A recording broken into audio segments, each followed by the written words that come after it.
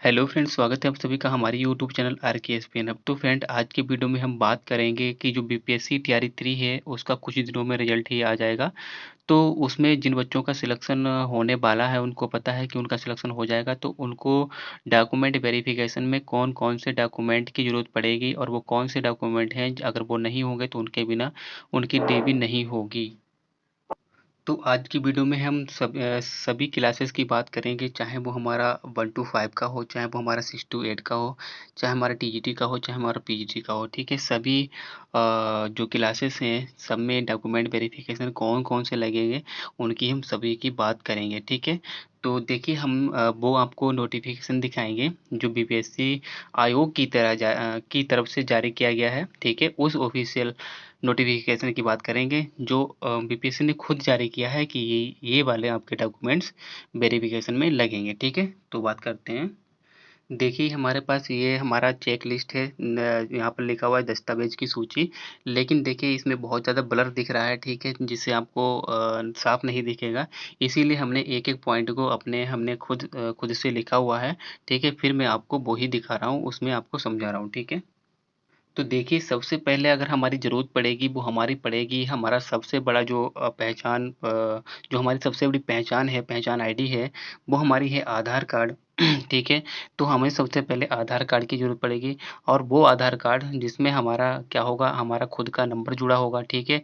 और उसी में हमारा क्या आएगा, जब वहाँ पर हमारा वेरिफ़िकेशन होगा, तो उस नंबर पर हमारा क्या आएगा, ओटीपी आएगा, ठीक है? अगर आपका नंबर जुड़ा है और अगर आपका नंबर में रिचार्ज नहीं है, तो आप उस समय रिचार्ज अपने नंबर पर ज़रूर करवा लें, जिससे कि आपके मोबाइल पर ओटीपी आ जाए, ठीक है? तो ये ओटीपी वाला ही आपको वहाँ पर नंबर आपको ले जाना है, जिस पर आपको ओटीपी आ जाए, ठीक है? आधार कार्ड बहुत ज़रूरी है, ठीक है? दूसरा देखिए, दूसरा जो हमारा है उसमें क्या होगा, सबसे ज़्यादा जो इम्पोर्टेंट है वो पासपोर्ट साइज़ फ़ोटो भी आपके होने चाहिए।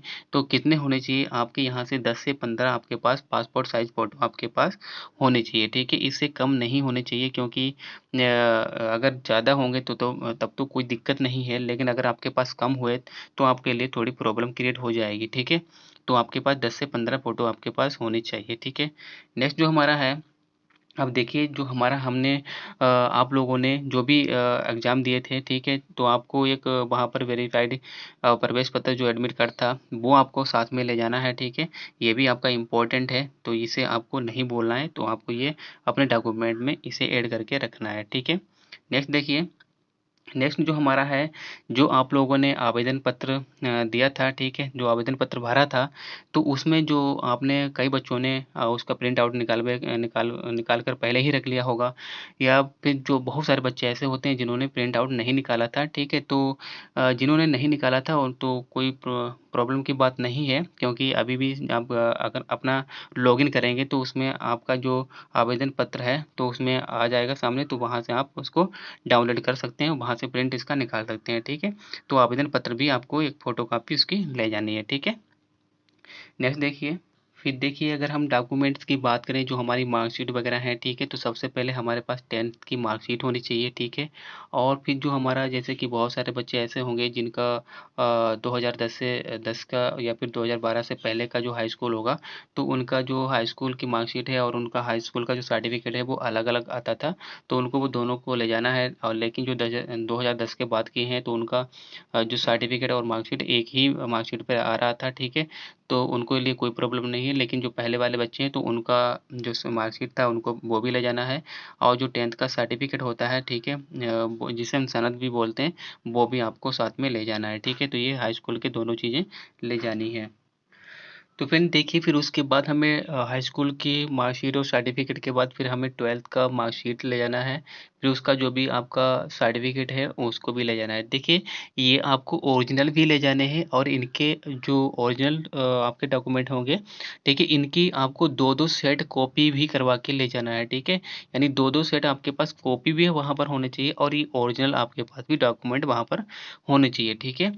तो वहाँ पर 12th का मार्कशीट भी होना चाहिए, ठीक है? 12th का सर्टिफिकेट होना चाहिए। तो फ्रेंड, अगर अभी तक आपने वीडियो को लाइक नहीं किया है तो लाइक ज़रूर कर दें, और चैनल को सब्सक्राइब ज़रूर कर दें। नेक्स्ट देखिए फ्रेंड, तो नेक्स्ट हमारा क्या होगा, जो हमारा जैसे कि जो ग्रेजुएशन होता है, ठीक है, तो ग्रेजुएशन का हमें स्नातक का मतलब मार्कशीट ले जाना है, और उसकी जो डिग्री होती है, ठीक है, जो इसकी डिग्री है वो भी हमें ज़रूर ले जानी है, ठीक है। इन स्नातक मतलब ग्रेजुएशन का डिग्री भी हमें चाहिए, चाहे वो आपका बीए हो, चाहे वो आपका बीएससी हो, ठीक है, इसका आपको मार्कशीट और डिग्री दोनों ले जाना है, ठीक है। आपका ये हो गया। नेक्स्ट देखिए फिर हम हमारा फ्रेंड देखिए, जो नेक्स्ट हमारा डॉक्यूमेंट है वो आपका होगा, यानी जो हमारा पोस्ट ग्रेजुएशन होता है प्रास्नातक का, ठीक है, उसका भी आपको मार्कशीट ले जाना है और उसकी भी आपको डिग्री ले जानी है, ठीक है। यानी जो हमारा पीजी होता है, पोस्ट ग्रेजुएशन होगा, उसकी आपको मार्कशीट भी ले जानी है, ठीक है, और उसकी आपको डिग्री भी ले जानी है, ठीक है। तो ये आपका पोस्ट ग्रेजुएशन तक हो गया है। मतलब अगर किसी स्टूडेंट ने अपना पीजी का वहाँ पर उसमें फिल किया होगा फॉर्म में, तो उसको ये दिखानी पड़ेगी, ठीक है। तो ये आपका दोनों वहाँ पर होना चाहिए, ठीक है। नेक्स्ट देखिए, नेक्स्ट हमारी इम्पोर्टेंट बात आती है कि हमारे पास जिसका बीएड होगा वो बीएड की मार्कशीट ले जाएगा, और जिसका डीएलएड होगा वो डीएलएड ले जाएगा, जिसने एमएड भी लगाया होगा तो एमएड भी ले जाएगा, ठीक है। तो यानी बीएड, डीएड, एमएड इनकी मार्कशीट भी ले जानी है, और साथ ही साथ इनकी क्या ले जानी है, इनकी डिग्री भी ले जानी है, ठीक है। यानी तीनों में से कोई भी आपके पास एक है, ठीक है, तो यानी दोनों में से एक तो होगा ही कोई, ठीक है। तो इन दोनों की मार्कशीट भी ले जानी है, और इन दोनों की क्या ले जानी है, डिग्री भी ले जानी है। अगर किसी बच्चे ने एमएड लगाया है तो एमएड की भी मार्कशीट चाहिए, और उसकी डिग्री भी चाहिए होगी, ठीक है। तो जो ये हमारा बीएड का हो गया, और डीएलएड एमएड का हो गया। नेक्स्ट देखिए, फिर देखिए जो हमारा बीएड और डीएलएड होगा, ठीक है, या एमएड होगा, उसके बाद जो हमारा मोस्ट इम्पोर्टेंट है वो हमारा है सीटेट। जिन बच्चों का सीटेट है तो उनका सीटेट की उनको ले जाना है, दिखाना है। एस्टेट है तो एस्टेट को भी दिखाना है, ठीक है।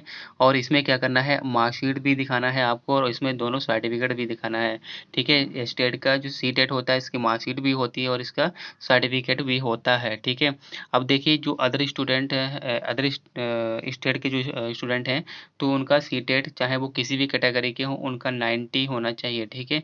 उनका 90 प्लस होना चाहिए, तभी वो वहाँ पर मान्य होंगे, अन्यथा उनको बाहर कर दिया जाएगा, ठीक है। और ये स्टेट है तो इसमें यूआर वाला है जो, तो उसमें कितना होना चाहिए, उसका 75 होना चाहिए, ठीक है। तो स्टेट जो अदर वाला है, तो उनको अदर स्टेट के हैं तो उनके पास 90 मार्क्स उनके होने चाहिए क्वालिफाइंग के लिए। अगर इससे आप उनके कम हैं, चाहे वो किसी भी कैटेगरी के हों, तो वहाँ पर वो डिस्क्वालीफाइड कर दिए जाएंगे, ठीक है। तो उनके ऊपर हो सकता है कानूनी कार्रवाई भी की जा सके, अगर आप वहाँ पर कुछ फर्जी दिखा रहे हैं, तो इस चीज़ का आपको विशेष ध्यान देना है, ठीक है।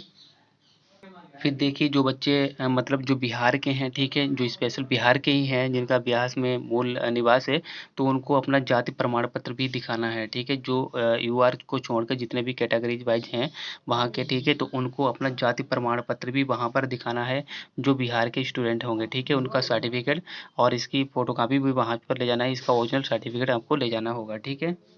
फिर देखिए जो हमारा नेक्स्ट होगा वो होगा आपका निवास प्रमाण पत्र। यानी निवास प्रमाण पत्र भी उन्हीं स्टूडेंट्स का लगेगा जो स्पेशल मूल निवासी होंगे बिहार के, ठीक है।